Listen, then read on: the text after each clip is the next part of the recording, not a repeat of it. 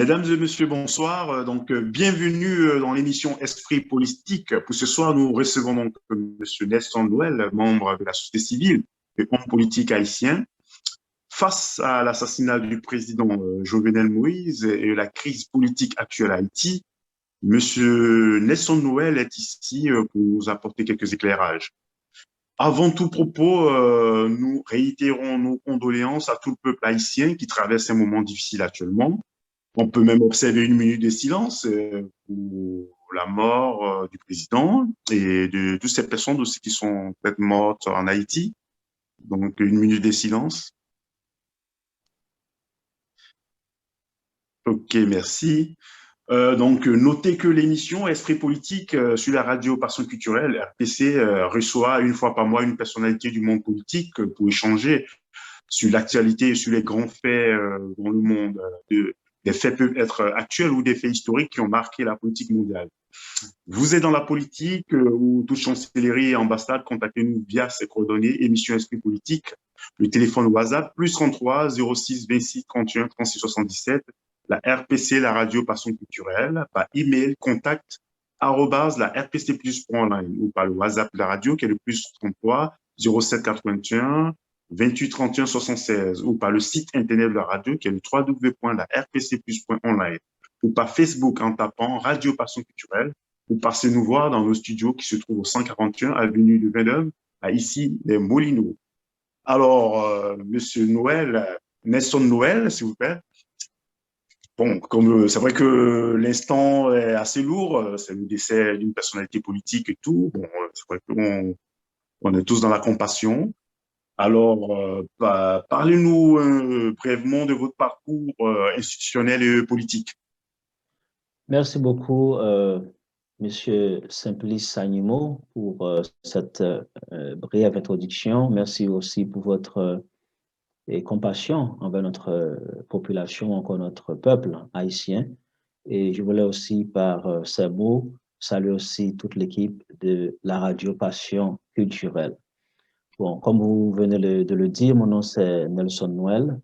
Avant tout, je veux partager une pensée, OK, et au profit de la famille Jovenel Moïse, son épouse actuellement qui est à l'hôpital encore, et aussi une pensée pour le peuple haïtien par rapport à cet assassinat et qui touche notamment tous les Haïtiens. Et je veux aussi pour la jeunesse haïtienne, aujourd'hui qui se pose beaucoup de questions et parfois qui ne trouve pas de réponse.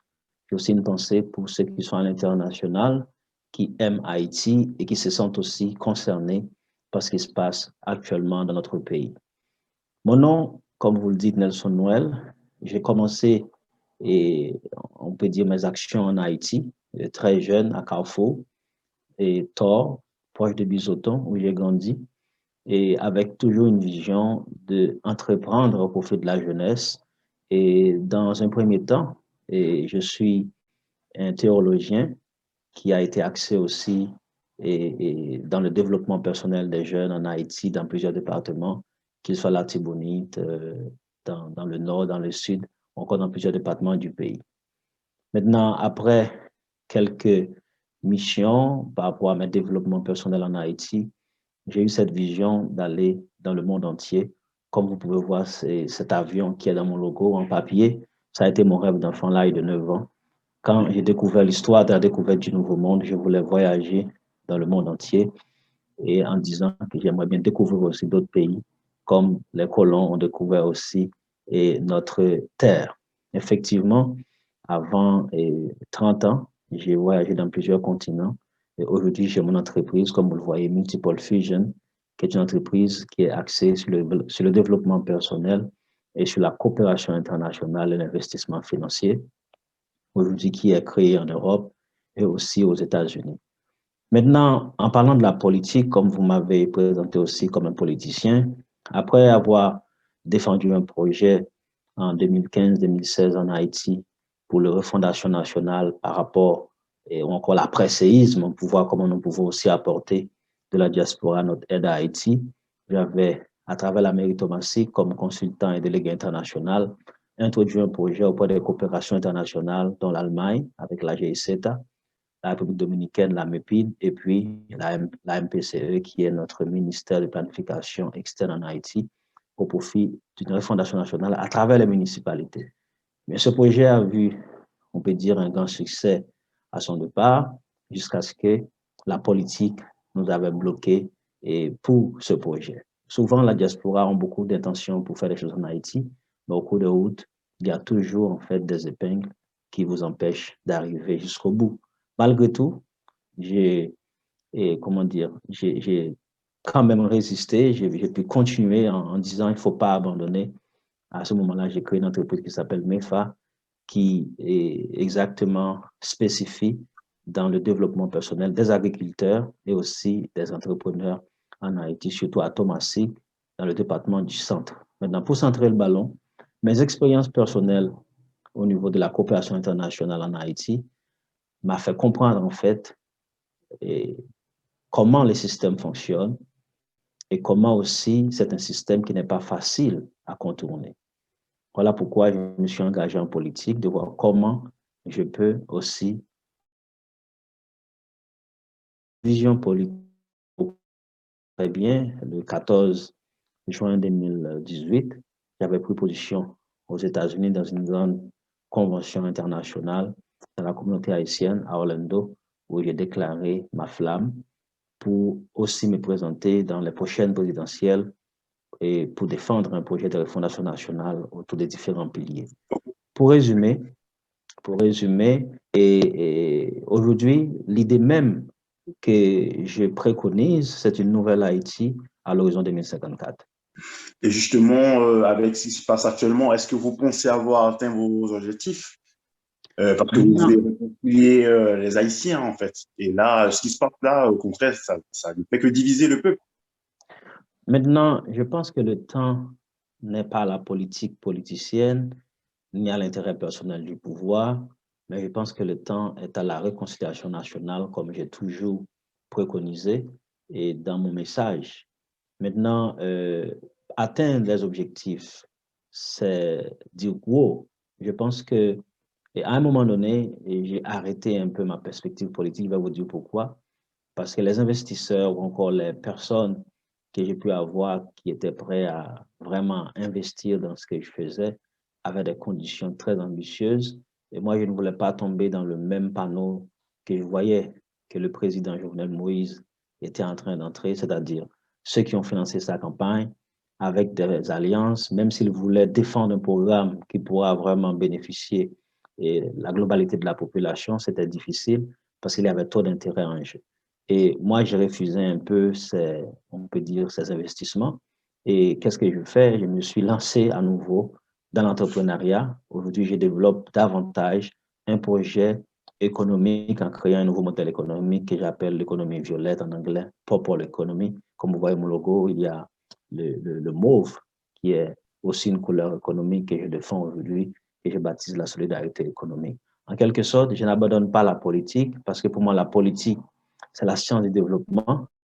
Tout ce que nous pouvons faire pour développer Haïti, pour rendre Haïti beaucoup plus visible, nous sommes vraiment engagés dedans, tout en condamnant vraiment cet acte odieux qui est manifesté contre notre pays. Aujourd'hui, ce n'est pas seulement un camp qui est touché. Là, on parle d'Haïti de manière générale. Maintenant, pour atteindre ces objectifs, je pense qu'il faut tous les Haïtiens. Oui, à juste titre, vous avez été nominé au Yémen pour la médaille humanitaire internationale Nelson Mandela. Bon, Nelson Mandela, comme vous, si vous appelez Nelson, C'est un grand contraste. voilà, une coïncidence heureuse. Donc, la remise aura lieu le 18 juillet 2021. Alors, quels sont, donnez-vous à cette distinction? Merci beaucoup pour cette question. Normalement, j'ai déjà reçu en fait, plusieurs prix au niveau international et souvent qui expriment l'engagement que j'ai non seulement envers le peuple haïtien, mais j'ai beaucoup agi aussi en Afrique de l'Ouest, en Europe. Je me rappelle à peine arrivé en 2003 à Noisy-le-Sec et comment j'ai combattu le banditisme, comment et la mairie de Noisy-le-Sec et m'avait honoré aussi à ce moment-là pour le travail fait dans cette communauté, en fait, région parisienne et en même temps à Paris. En quelque sorte, pour moi, c'est un prix aujourd'hui que je décerne au peuple haïtien et en retour, parce que Haïti m'a donné les bases avant de venir à l'étranger. Je pense qu'Haïti avait joué un grand rôle dans ma vie. Et aujourd'hui, tout ce que je peux devenir, c'est grâce aussi à Haïti qui m'a donné un passeport, un nom, et aussi une vision, parce que cette vision du monde, cela a commencé en Haïti. Aujourd'hui, tout ce que je peux faire avec le reste de ma vie, c'est d'essayer de remettre à Haïti quelque chose de meilleur par rapport à ce qu'il m'a donné. Alors, donc, on va venir donc dans le vif du sujet, l'actualité. Voilà, l'assassinat d'un président, c'est quand même quelque chose d'horrible. Et avec tout ce qui se passe aussi en Haïti, alors, quel regard vous pouvez apporter sur tout ce qui se passe actuellement? Waouh, c'est quelque chose comme vous dites, hein, de terrible et de dramatique. Et maintenant, il faut aller encore plus loin que ce qui se passe aujourd'hui, parce que si nous remontons à notre combat pour l'indépendance, cela a été un combat déjà pour la liberté des Noirs, mais qui n'a pas été seulement pour la liberté des Noirs, parce qu'il y avait des mulâtres, parce qu'il y avait auparavant lutte entre les Blancs, lutte contre les Blancs, lutte entre les affranchis, lutte entre esclaves. En fait, il y avait plusieurs formes de lutte dans les colonies de Saint-Domingue. On a pu trouver une forme d'entente nationale à l'époque pour doter cette terre qu'on appelle Haïti, qui signifie haute mer ou terre haute mer, et que c'est un nom indien, eh bien, pour trouver en fait une solution commune pour bâtir un état de liberté où quel que soit l'homme d'où il vient, quand il rentre dans cette terre, sur cette terre, en mémoire de la dignité humaine, cet homme puisse trouver la liberté. C'est ainsi que le rêve haïtien a pris naissance. Maintenant, on sait très bien, vers 1826, OK, et Charles X, c'était le roi français, malgré l'indépendance, va essayer de faire pression sur Haïti. Et c'est ainsi que nos représentants ont pris la position d'accepter de payer l'indépendance, qui va aboutir jusqu'à 1949. En quelque sorte, Haïti a été une vision commune des différentes couches, OK, et sociales qui se sont mis ensemble pour défendre un idéal commun. Maintenant, après la mort de Dessalines, on va voir que les mulâtres ou les monolâtres, qui sont ceux qui ont la couleur noire, vont essayer de défendre leur propre direction. Depuis chaque génération, on a toujours ce conflit entre ceux qui se réclament de Pétion, ceux qui se réclament du Nord, ceux qui se réclament du Sud. En quelque sorte, après la mort de Dessalines, vraiment, il y avait une fracture en Haïti où il y avait Christophe au nord, Geoffroy dans le sud, au Caille, et puis nous avons aussi Pétion, OK, et puis les Boyers qui vont suivre exactement à l'ouest. Bon, après, Haïti va se réunifier sur un seul drapeau. En quelque sorte, c'est pour montrer qu'il y a toujours ce conflit interne entre les Haïtiens des différentes couches de la société. Maintenant, pour aller encore plus loin, on va voir par tout cela plus de 5 présidents, avec en fait 4 présidents antérieurs qui se sont assassinés, et après ajoute Jovenel Moïse, le président Jovenel Moïse, le 7 juillet 2021. En tout, on a 5 présidents qui se sont assassinés. Après, on a beaucoup de coups d'État qui se sont répétés. Aujourd'hui, la question qu'il faut se poser face à ce drame, c'est la question de l'identité. Il faut redéfinir le rêve haïtien, il faut redéfinir aussi comment on est haïtien, qu'est-ce qu'un haïtien, de manière générale, sous un même drapeau. Parce qu'aujourd'hui, la phase qui est très fragile avec l'assassinat du président, c'est qu'on sent qu'il y a cette lutte encore qui se répète, mulâtre et monolâtre, et l'un s'accuse l'autre. Certains disent que c'est en haut qui a fait l'assassinat, d'autres disent c'est en bas. En fait, en quelque sorte, on est dans une forme de confusion, une cacophonie politique qui devient une cacophonie géopolitique parce qu'en fait, le dossier dépasse la question d'Haïti parce que cela touche la Colombie avec tous ces mercenaires qu'on a pu voir dans les médias et que la police aussi a énuméré. Et aujourd'hui, cela touche les États-Unis et plusieurs autres pays qui se retrouvent aussi touchés par ces situations dont jusqu'à présent, il y a des enquêtes qui se sont en train de se faire.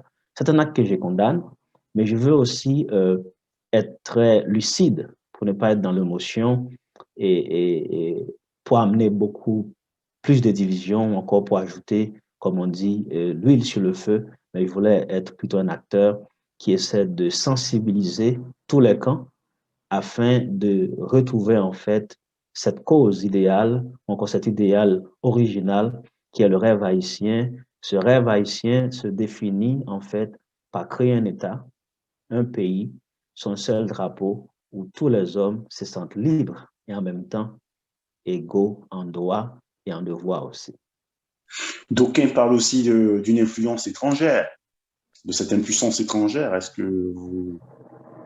que vous pouvez dire à ce sujet? Maintenant, parlons de la puissance étrangère. Il y a une forme de phrase, un proverbe que les Haïtiens utilisent toujours. Si la caille pas bail, dehors pas qu'à prendre.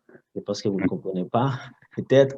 Alors, si dehors ne vous livre pas, si l'intérieur ne vous livre pas, l'extérieur ne peut pas, en fait, vous trouver. C'est une forme, en fait, c'est une forme d'anecdote ou encore un proverbe haïtien. C'est-à-dire, quand vous êtes exposé par vos pairs, c'est beaucoup plus facile que l'extérieur aussi puisse vous avoir. Je pense que le problème haïtien se répète aussi en Afrique et en fait, dans beaucoup de pays d'origine africaine. Et je pense, oui, on sait très bien que la communauté internationale a beaucoup s'immiscé dans les affaires intérieures d'Haïti parce que, aujourd'hui, nous savons très bien, la politique de Monroe, l'Amérique aux Américains, c'est-à-dire Haïti est considéré comme l'arrière-base des États-Unis, comme une grande puissance. Et aujourd'hui, et quand on parle aussi de l'extérieur, on sait très bien, avant la mort du président et l'assassinat du président plutôt, et il a voyagé en Turquie et on sait très bien qu'il a traversé une ligne rouge géopolitique. Maintenant, Haïti est aussi en fait le centre d'intérêt international. N'oublie pas qu'Haïti est le premier pays qui va prendre sa liberté, OK, et face à la première puissance à l'époque du monde qui est Napoléon et toute la France. Et quand on parle de cette indépendance, le combat haïtien pour la liberté n'a pas été fait seulement contre l'armée française. Haïti s'est combattu contre les Anglais, contre les Espagnols, OK? Et même contre l'Allemagne. Il y avait des grands conflits aussi avec l'Allemagne. En fait, en quelque sorte, Haïti a résisté face aux grandes puissances du monde.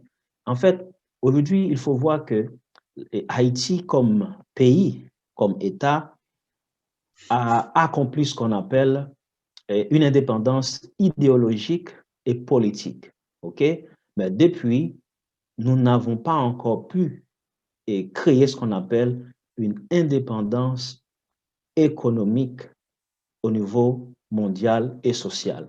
Je pense aujourd'hui, c'est le grand, et c'est la grande mission, encore, c'est le grand défi d'Haïti, c'est d'imposer une révolution économique et sociale. Quand je parle d'économie, révolution économique et sociale, c'est-à-dire les Haïtiens doivent apprendre à s'inventer un modèle économique. Et aujourd'hui, c'est là la difficulté par rapport à la classe qu'on appelle la classe bourgeoise, encore les mulattes, qui, eux, ont pu s'organiser dans l'unité. Parce que pour savoir en fait la différence, pour aller encore beaucoup plus profond dans ce que vous dites, c'est que aujourd'hui, on peut blâmer en disant que la classe bourgeoise, encore les mulattes, ont mis ce qu'on appelle le hold-up, le contrôle économique sur le pays. Parce qu'ils ont plus de 95% de l'économie nationale sur la gestion entre leurs mains. On peut les condamner, on peut les blâmer par rapport à cette inégalité économique et cruciale ou encore grandissante. Mais maintenant, il faut aussi voir au niveau des monolates quels sont leurs comportements vis-à-vis de l'économie. Comment ils s'organisent. Parce qu'il faut aller beaucoup plus profond pour comprendre en fait les problématiques haïtiennes sur le plan économique et social qui fait que la politique aujourd'hui, elle donne ses résultats. Les choses ne viennent pas juste d'un coup. Aujourd'hui, Jovenel Moïse est assassiné et il est héritier quand même d'un système.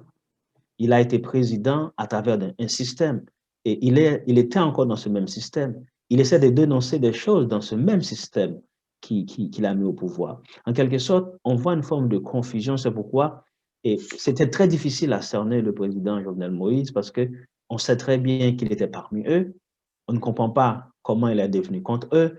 En fait, il y avait beaucoup de confusion. Jusqu'à présent, vous voyez, la population haïtienne se pose des questions, ne réagit pas encore, ils observent. On sent en fait, c'est une population qui se trouve encore dans le questionnement. Ouais.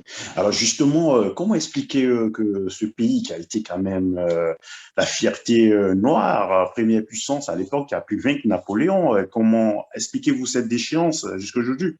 Normalement, il devait aller plus crescendo, devenir encore plus puissant. Aujourd'hui, pourquoi sont tombés si bas? Ça, c'est une belle question. Et comme j'expliquais, il faut voir l'unité qui a été l'unité nationale pour prendre l'indépendance.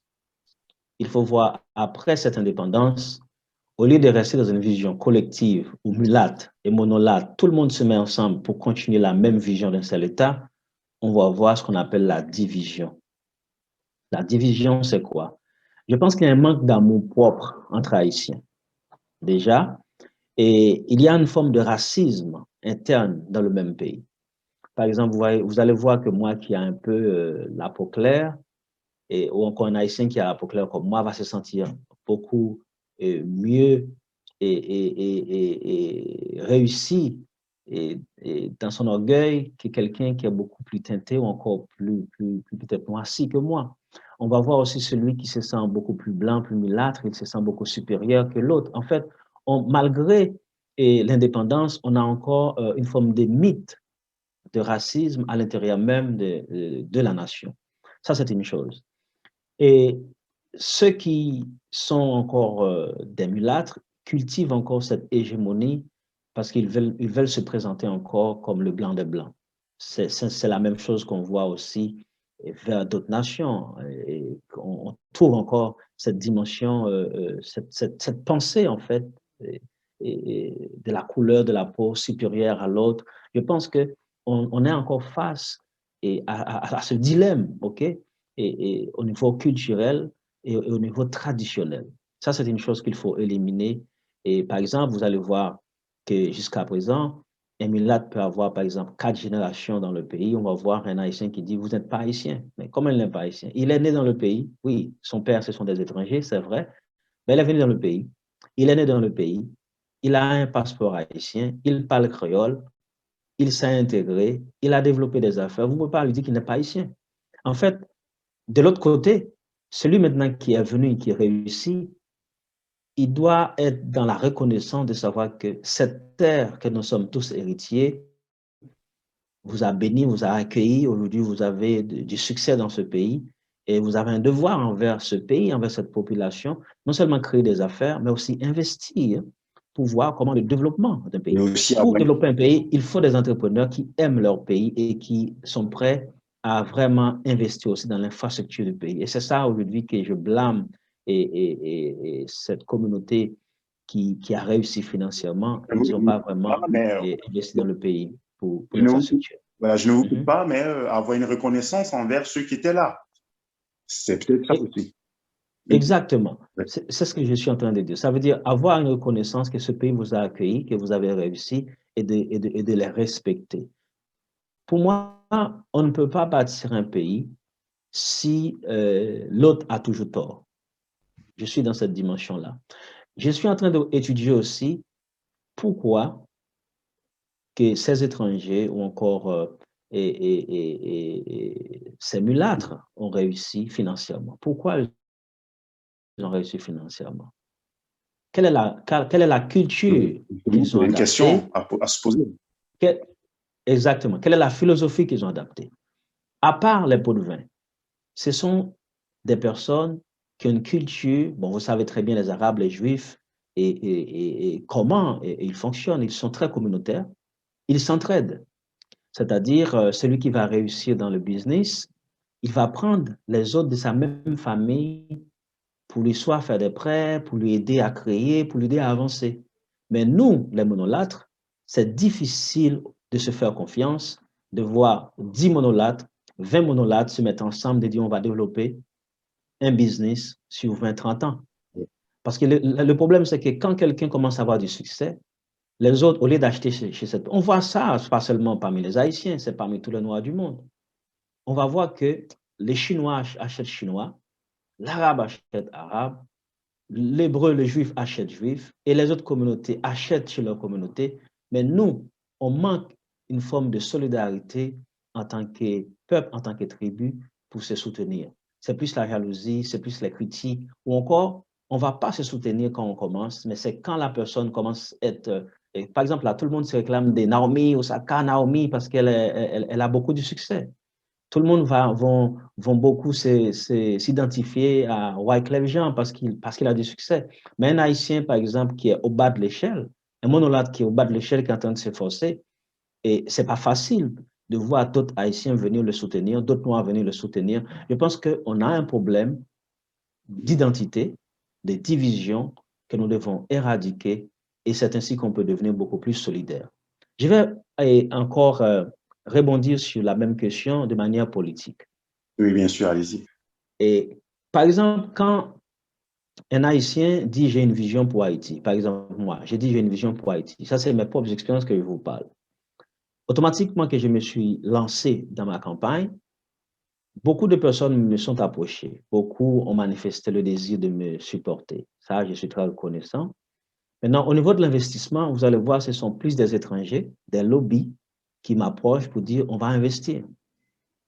Imagine, j'ai dit, bon, je veux être candidat pour Haïti et je veux que c'est la masse critique qui finance ma campagne. Comment chaque Haïtien peut me donner 100 dollars, 50 dollars, comme Obama, comme les élections d'Obama, ou 10 dollars, c'est qu'ils peuvent. Ils ne vont pas le faire. Mais vous allez voir que le Milat, lui, il dit, quel est ton projet? Quelle est ta vision? Eh bien, vous voulez combien de millions?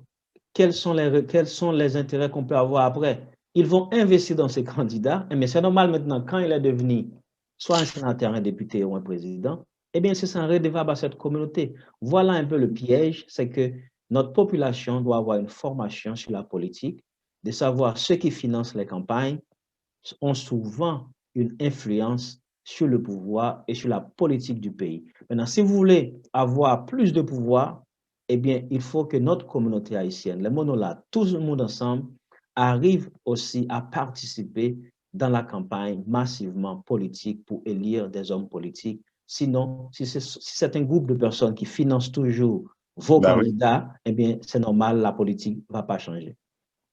Oui, donc, docteur Nelson Noël, justement, vous l'avez dit, hein, celui qui te fait roi, et tu lui seras forcément redevable. C'est un peu ça l'esprit. Et donc, bon, la situation présente à Haïti, alors, comment va se faire la succession? Qu'est-ce qui va se passer l'élection en septembre? Bon, comment va la première dame? Bon, voilà, justement, beaucoup de gens se posent des questions. Oui, ce sont des questions que la justice, déjà en train... Oui, okay. Alors, je suis là. Oui, en fait, ce sont des questions que la justice haïtienne, aujourd'hui, qui n'est pas seulement la justice haïtienne, parce que c'est connecté avec d'autres, et la politique internationale aussi, sont en train de se poser et pour ce suivi. Mais je pense que ce problème est déjà un problème haïtien. Et aujourd'hui, je crois qu'il y a beaucoup de concertations en différents partis politiques pour essayer de trouver une solution. Mais je pense que l'heure actuellement, c'est à la justice. Je pense que le peuple haïtien, avant toute élection, a besoin de réponses. A besoin de comprendre qu'est-ce qui s'est passé, qui a assassiné le président et qu'est-ce qui va arriver à ceux qui sont coupables. Moi, je pense que le peuple haïtien est d'abord dans cette logique avant de leur présenter sur un plateau des candidats pour élection. Moi, je pense que si on va dans cette direction, c'est mettre la charrue avant le bœuf. Il faut prendre le temps. Il faut prendre le temps. Oui, il faut des nouvelles élections. Mais avant le pouvoir aujourd'hui, ce qui doit être éclairci, c'est la question de la justice. Je pense que la justice doit prendre le contrôle parce qu'il y a trop d'impunité, il y a trop de personnes qui sont coupables, encore qui ont fait des choses horribles à la nation haïtienne et qui marchent et qui parlent en fait comme si c'était rien. Ce sont ces personnes encore qu'on donne des micros à gauche, à droite.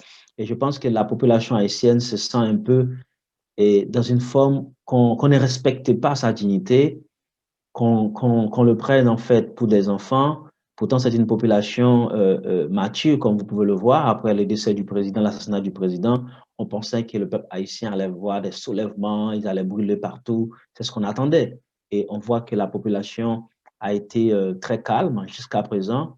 Et ça a été l'étonnement non seulement des politiques, mais ceux qui regardent de loin et de près. Moi, je pense aujourd'hui, d'accord, j'aimerais bien que de nouvelles élections passent en Haïti dignement pour promouvoir la démocratie, mais je veux voir aussi la justice. Je veux voir aussi, parce qu'il y a tellement de coupables. Est-ce que maintenant, faire une élection, est-ce que ce ne sont pas ces mêmes meurtriers ou encore ceux qui ont participé à l'assassinat du président qui vont prendre le pouvoir? Il faut se poser des questions et je pense que la question de la justice aujourd'hui, elle est plutôt au-dessus de tous les autres pouvoirs. Je sais qu'il y a trois pouvoirs, mais je pense que le pouvoir de la justice, OK, doit prendre sa responsabilité et je pense que c'est là qu'il faut aussi supporter avant de parler de la politique. Oui, bien sûr. Donc, voilà, donc vous l'avez dit si brièvement. Bon, on espère qu'une solution sera trouvée parce que, bon, parce qu'il y a, bon, selon ce qu'ils disent, ce qu'on entend dans les médias, il y a un peu un flou institutionnel, non? Je crois, on parle de deux, trois présidents, des gens qui se revendiquent. Exactement, c'est exactement parce que tout le monde veut se revendiquer du pouvoir. Bon, il y a le gouvernement sortant qui était déjà démissionnaire, il y avait un autre ministre qui a été nommé. Bon, un jour, quelques heures avant son installation, le président a été assassiné.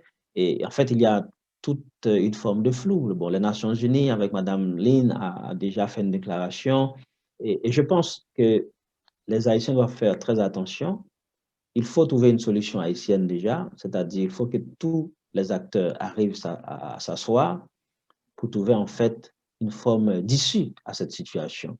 Moi, je pense si nous sommes conscients, si nous sommes vraiment conscients, aujourd'hui, il faut remettre le pouvoir à la justice, OK? À la justice, et pour faire déjà le travail de juger tous ces coupables, et puis à partir de cela, pour voir comment accomplir de nouvelles élections. Mais la question de lutter maintenant, même les obsèques du président de fin n'est même pas encore chanté. Et on voit que des hommes aujourd'hui essaient de se battre pour le pouvoir, de lutter pour le pouvoir. Je pense que c'est un manque de respect et de dignité. C'est un manque de respect pour le peuple haïtien. Je pense aujourd'hui, à l'heure où nous parlons, il faut plutôt mettre en place un vrai consensus de justice, OK, entre la police et la justice pour trouver les criminels, pour les traquer, pour les amener devant la justice et donner une forme de satisfaction à la population haïtienne. Et après, nous pouvons maintenant entrer dans la phase d'une élection. Moi, c'est comme ça que je vois les choses. Si on va essayer de mettre des feuilles sur cette situation et de penser que oui, c'est fini, c'est passé, on passe à autre chose, je pense qu'on joue avec le feu. Mais constitutionnellement, qui doit céder, bon, qui doit assurer l'intérim? Bon, Voilà, à la vérité, le président avait une volonté avant son décès. Si on tient, bon, bien que ce ministre n'a pas été encore établi, maintenant tout dépend de la conscience politique. OK? Tout dépend de la conscience politique. Je ne vais pas citer de noms, c'est pourquoi je me réserve de citer des noms. Tout dépend de la conscience politique. Je pense qu'il faut un consensus, OK, autour de celui qui a été nommé par le président. Si on veut respecter son décès, son assassinat, et lui donner de la valeur humaine et par rapport à sa décision avant sa mort, il faut peut-être considérer sa respecter sa volonté, mémoire. sa mémoire exactement, merci, sa mémoire. Et à partir de cela, maintenant, alors il faut que tous les acteurs, en respectant la mémoire du président, vont aussi trouver en fait une forme de compromis et pour de nouvelles élections et en même temps pour que la justice soit faite et je pense que ces deux choses doivent marcher ensemble. S'il n'y a pas de justice, on ne peut pas parler d'élection. Bien sûr. Alors, peut-être notre émission tire à sa fin. Est-ce que si vous avez un message particulier au peuple haïtien et même à l'échelle du monde aussi, rassurer toute la diaspora, toute l'Afrique, parce que bon, en Afrique, beaucoup de gens sont beaucoup rivés sur Haïti, considèrent Haïti comme une fierté, voilà. Donc, est-ce que un message Oui, à l'endroit de toutes ces personnes qui ont quand même foi et espoir en Haïti?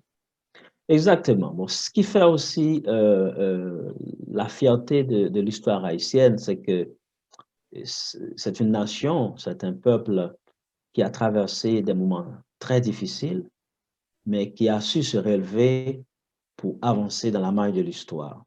Et c'est cette dimension de résilience haïtienne que nous avons aussi de pouvoir rebondir. Et nous savons que de cette crise, et la politique haïtienne, le peuple haïtien vont ressortir encore beaucoup plus mature.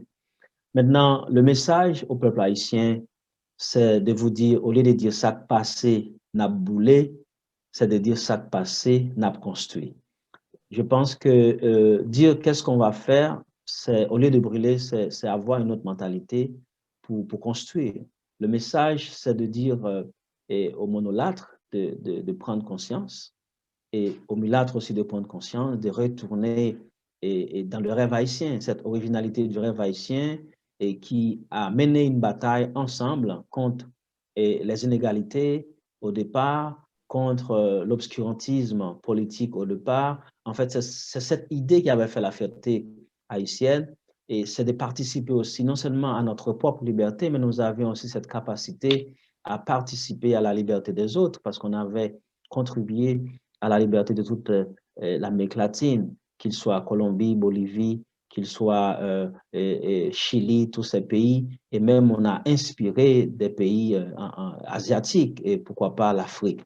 Et, et, je pense que Haïti reste un phare, malgré ces difficultés familiales, comme toute grande famille, il y a beaucoup de choses qui se passent actuellement dans notre famille haïtienne, mais je pense que il faut aller à la maturité. La chasse à l'homme, ce n'est pas la solution. Je ne souhaite pas une forme de chasse à l'homme monolâtre contre mulâtre, mulâtre contre monolâtre. Je pense que tout le monde doit venir autour de cette table, de voir comment nous pouvons construire un seul pays, que les mulâtres qui gèrent aujourd'hui, qui ont tout le pouvoir économique, essayer de prendre conscience et de voir que nous sommes tous des Haïtiens et ceux d'en bas prennent conscience que nous sommes tous des Haïtiens et puis pour travailler ensemble pour construire la nouvelle Haïti. En quelque sorte, moi, ma vision, c'est mon message, c'est d'ouvrir mes bras à tous les Haïtiens, qu'ils soient mulâtres ou monolâtres, et je serai aussi humble de pouvoir dire la vérité des deux côtés afin que nous puissions plutôt trouver des solutions à l'issue de cette crise. Après, le message, c'est un message d'espoir, un message de paix, un message de non-violence, mais aussi un message de justice, parce que la justice et la violence se distinguent. Il ne faut pas confondre justice non, et violence, parce que ces choses ne se mêlent pas. Il faut la justice. La justice veut dire quoi?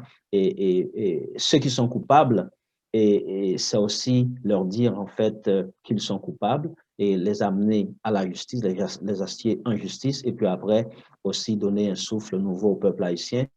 Par ces mots aussi, je veux partager une pensée pour Madame la Première Dame Martine Moïse, actuellement qui est à l'hôpital. Je lui souhaite bon rétablissement et je souhaite aussi à ses enfants du courage, du réconfort, aussi à sa famille, la famille du président et à tout le peuple haïtien. Je vous souhaite du courage et de savoir que nous allons nous relever de ce grand défi.